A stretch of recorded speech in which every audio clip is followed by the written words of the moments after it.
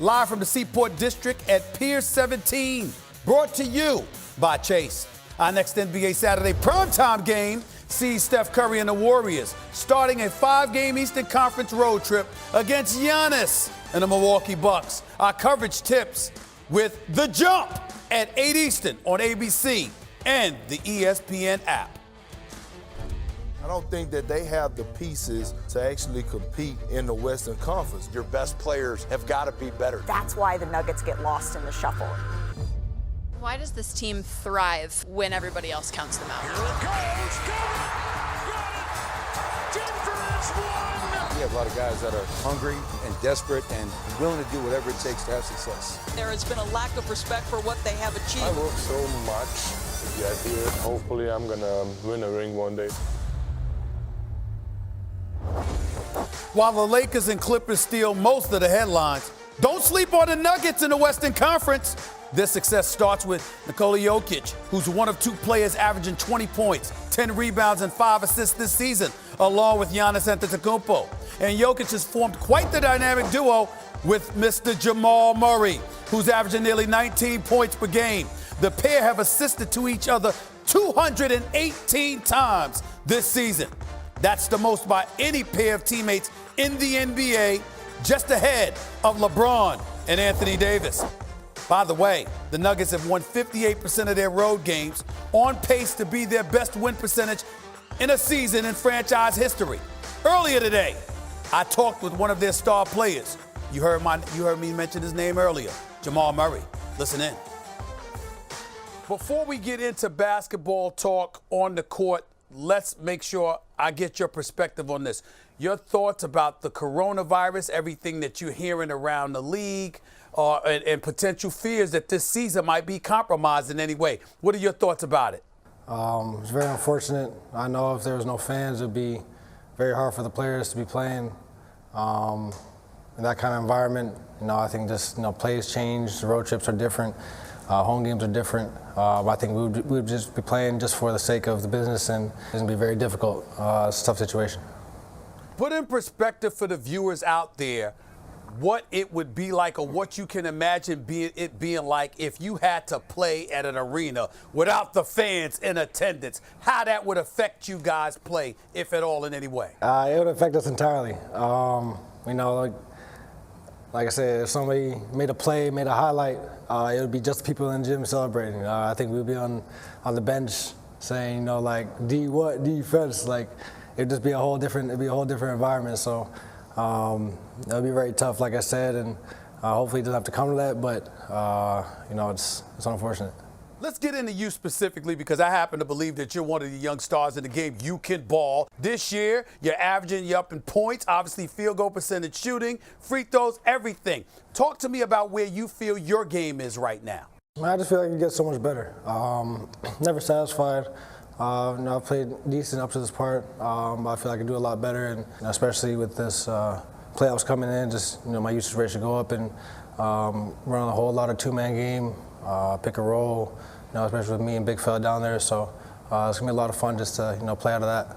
From the number 2 seed to the number 7 seed, it's like 4 or 5 games that separates all those teams. But your squad, the Denver Nuggets, have been a top 3 seed since mid-December. You haven't budged from that position, which speaks to the level of consistency you guys have enjoyed. To me, that warrants respect. You may not care, but do you guys feel that you have received the respect that you deserve? Oh, yeah, for sure. From other teams, like I said, they started game plan for us.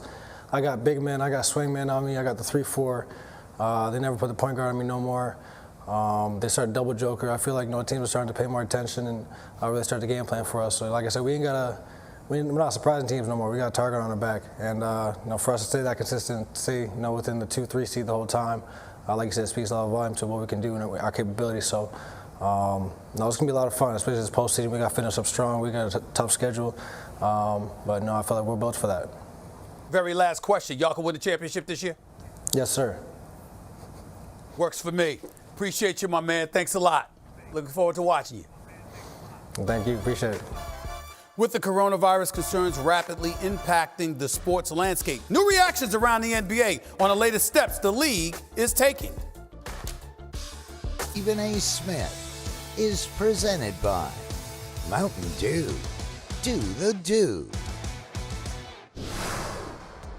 Dallas Mavericks against the Denver Nuggets tonight. As you see, hand sanitizers are being handed out to fans in the arena.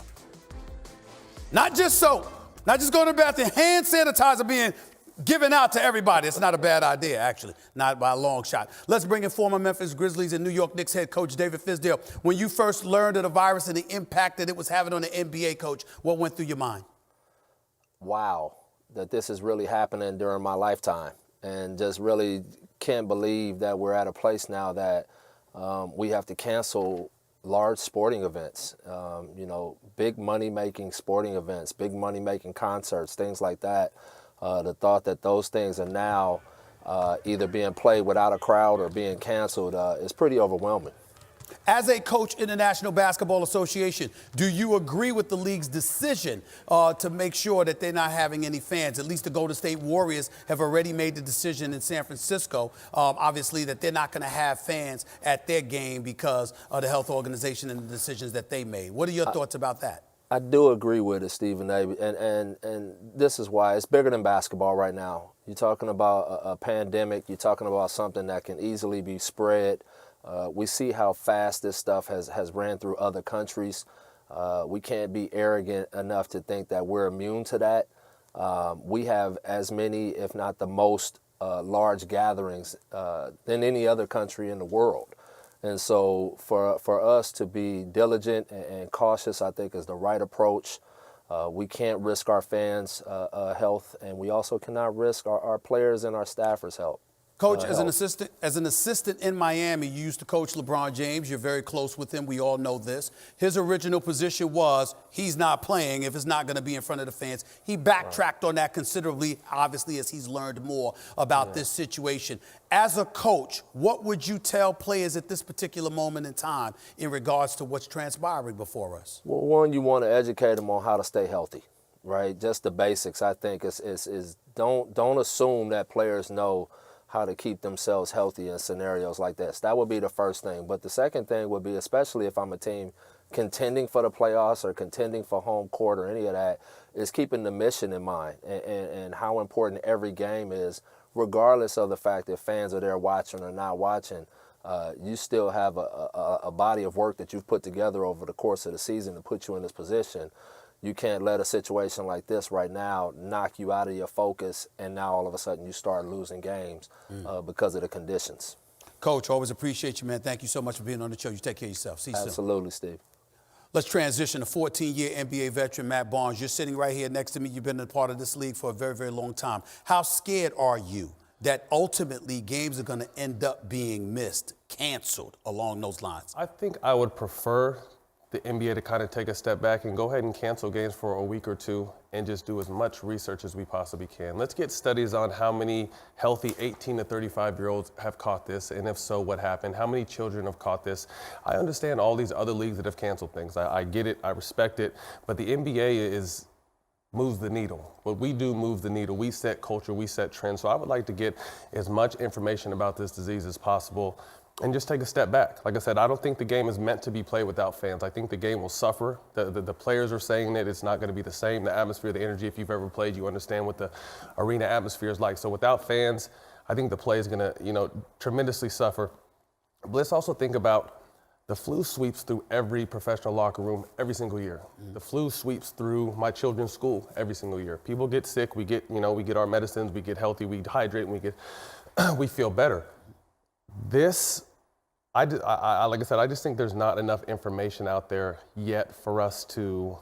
I understand we want to be, ahead of it. We want to be progressive instead of reactive. But let's just take a step back and kind of see where we're at with things and then move forward from there. But I don't think the game is meant to be played without fans. Hold your thought right there. We've got to transition to Dallas, where our very own Doris Burke is. She'll be on a call for the game tonight between the Denver Nuggets and the Dallas Mavericks. You just spoke to both head coaches today. Can you give me the feel, the vibe of where their head is and what they're going through right now, Doris?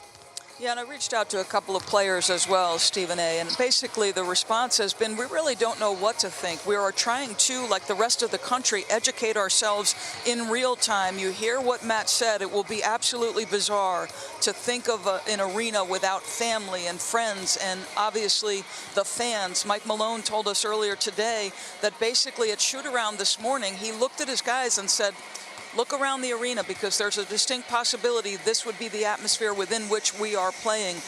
So there's uncertainty, there's education that's ongoing, and sort of a wait-and-see attitude amongst coaches and players, Stephen A. Let's transition to the game because there is a game that's taking place tonight, Doris. It's between the Denver Nuggets, who are the number 3 seed in the Western Conference, and obviously the Dallas Mavericks. When you look at this matchup right here, which isn't getting the attention it deserves as far as I'm concerned, because both of these teams have been impressive, what chances do you give either of them to come out of the West, seeing what you've seen from them the multitude of times you've watched them this year? I really enjoy watching both teams. I think they are aesthetically pleasing basketball teams, but I feel like there's more growth and development in the playoffs to happen. I still believe that the teams, the Lakers and the Clippers, are a tier above. And it's interesting talking to the coaches. You know, Nikola Jokic, for a straight month with so many injuries, was carrying this team. He's hit a little bit of a lull here. And when we talked to Rick Carlisle before the game, he said, listen, that guy might be shooting 32%, but he put 2 killers on us in the matchup, so we're going to guard him like we need to guard him. Should be a lot of fun. I saw Luka get hit on that thumb that's been bothering him last night against San Antonio. I'm curious to see how he is handling the basketball tonight, Stephen A. Doris, always appreciate the great work. Thank you so much. Looking forward to listening to you during the game. You take care. Thank you. All right. Coming up, as the legend of Luka continues to grow.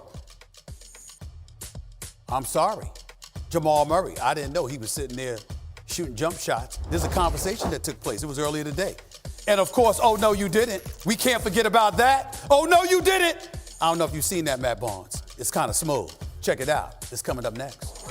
Right downtown, Big D, Dallas, Texas. A beautiful city, especially during basketball season. Notice I didn't say football season, by the way. And there you see American Airlines Center, the Plaza. Beautiful view right there. They got a hell of a team this year, too. Lots to talk about in regards to these Dallas Mavericks. It's a matchup of 2 of the best young players in the NBA. 21-year-old Luka Doncic have the Mavericks primed for their first playoff appearance in 4 years. Tonight, he will take on Nikola Jokic and the Nuggets. Denver is chasing the Clippers for the number 2 seed out west. Sports Center with Stephen A. starts right now. Go to Sports Center with Stephen A. Smith. Presented by Mountain Dew. The impact of the coronavirus is being felt in the NBA. Today, the Golden State Warriors announced that they will play their home game tomorrow night against the Brooklyn Nets without fans in attendance. This after the San Francisco Health Office prohibited groups of 1,000 or more from assembling. Welcome to Sports Center. I'm Stephen A. Smith. I'm here with yours truly, Brian Windhorst. He's sitting right next to me. Lots of stuff to get into. The league was on the phone all day today, talking to its owners, Commissioner Adam Silver, and of course, the 30 owners or so. What can you tell us about what transpired today? Yeah, there's really kind of 2 things going on right now, Stephen A. One is they've got to have immediate planning for how they're going to handle the next few days, because obviously we're seeing all of these fans taken out of arenas. Fans are going to be taken out of NBA arenas very soon, all across the board. If they don't make the decision is going to get made for them. They're aware of that. The second thing is long-term planning. Taking a look at arena schedules, talking with team officials, and seeing what the feasibility is of potentially delaying the season, leaving that open as an option that they research. Let's bring in our ultimate insider, Adrian Wojnarowski, NBA insider. Talk to us. You've been working the phones all day. You've been all over this story, Woj. Talk to us about what you've learned. You just tweeted something a few minutes ago. That's right, Stephen, Brian. The greater consensus right now among NBA teams is to continue playing the season, but without fans in arenas. The league is going to make a decision by Thursday, by tomorrow, on next steps. But there's a push in this league right now to continue the season without fans in the arena. Another consideration on that owner's call with the league today, I'm told, was the idea of taking a hiatus, stepping back from the season, postponing games, potentially canceling regular season games. But right now, there's a greater push, a much greater push, I'm told, with the league in continuing to play games, but do it without fans in the arena. And one thing that I know the league office, certainly teams all want, they don't want lost games, and they want to try to keep these games on television. I know that you talked about there's a stronger push to just not have fans in there, Woj, but how strong, if you can tell us at all, is the push, at least by some of the owners, to actually postpone or cancel some of these games?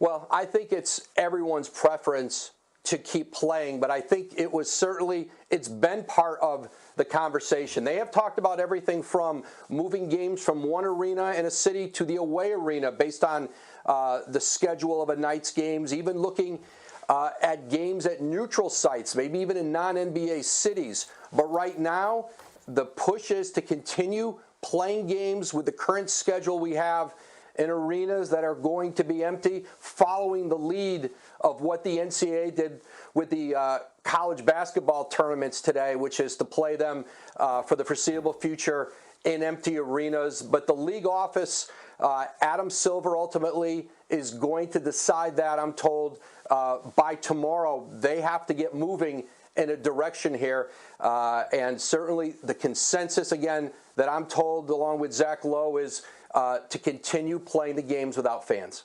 Wendy, let's get back to you here.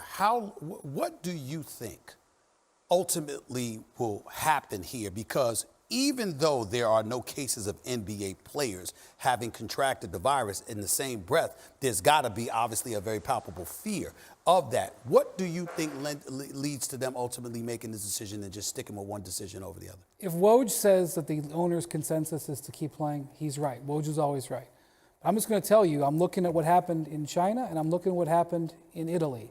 And in both those cases, they tried to continue those leagues, especially in Italy, without fans in the soccer league, and it just did not work. Mm-hmm. And now today we have a reported case of a Juventus player, one of the most powerful, biggest teams in Italy, coming down with the coronavirus. I think that eventually you're going to see the leagues have to suspend. That's my opinion. Mm-hmm. They're gonna have to suspend play from a just player health standpoint and from a financial standpoint, because one of the things that's going to happen here, that every game you play without fans, it's millions and millions of dollars. And in the playoffs, where ticket revenue is a vital part of the NBA's revenue pie, it's going to be probably between $100 and $200 million lost if they play playoff games without it. And not that revenue would lead here, right, but it's going to be a factor. Woj, Adam Silver is the commissioner of the National Basketball Association. Do you anticipate him making this call or ultimately putting it to a vote? I know he had conversations with league owners, but is this going to simply come down to the commissioner making a call, or is he going to look for the owners to vote on it? What can you tell us about that? I think Stephen, somewhere in between that with Adam Silver. I don't know that there's a specific vote here, but part of what he wanted to do today was to hear his owners out in a group setting. There's been a lot of one-off conversation, certainly recently, but in the end, this is a commissioner's decision, and he's got to make it in partnership, not just with the other owners. They met with the Players Association today, and in that meeting, they told the Players Association their goal was to try to keep, again, playing the games without fans, not having to cancel games. And then, of course, television, arenas, Brian mentioned that, all the other factors. There's a lot of constituents here when you're making this decision, but this is ultimately at the feet of the commissioner. Woj and Wendy, they'll be with us throughout the show. Don't go anywhere. Here's more reaction from around the NBA today, starting with Giannis Antetokounmpo. Obviously, this is the NBA, and we're paid to play games. Now having fans is going to be tough, because everybody that play basketball, they play for the fans. They play for, energy, the atmosphere. But at the end of the day, we got to think about, our health and safety, not just the players, the fans. Because at the end of the day, professional basketball players. So we got to play in an empty arena. It wouldn't be fun, but, I mean, it'd be competitive. You see people dying. More and more people are, getting affected by the virus. So, that's real for me. I mean, people are losing their lives. So that's when it became real for me. Let's bring in former Memphis Grizzlies head coach as well as the New York Knicks former head coach, David Fizdale. Coach, you first learned of the impact the coronavirus was having on the NBA. What were your thoughts, sir? I'm not hearing you, Stephen A. Yeah, can you hear me now? You might have to come back to me. I'm not hearing anything. All right, we'll get back to you. We're having some technical difficulties. We'll definitely get back to y'all in a few minutes. Coming up, we'll get you set for the Nuggets and Mavs on ESPN. Dorisburg standing by with reaction from Dallas over the coronavirus concerns and inside the must-see matchups in tonight's showdown. Plus, the NBA MVP race heats up. Has LeBron taken the lead over Giannis to win the award? We'll dissect the deciding factors. Next, don't touch that dial. More to come.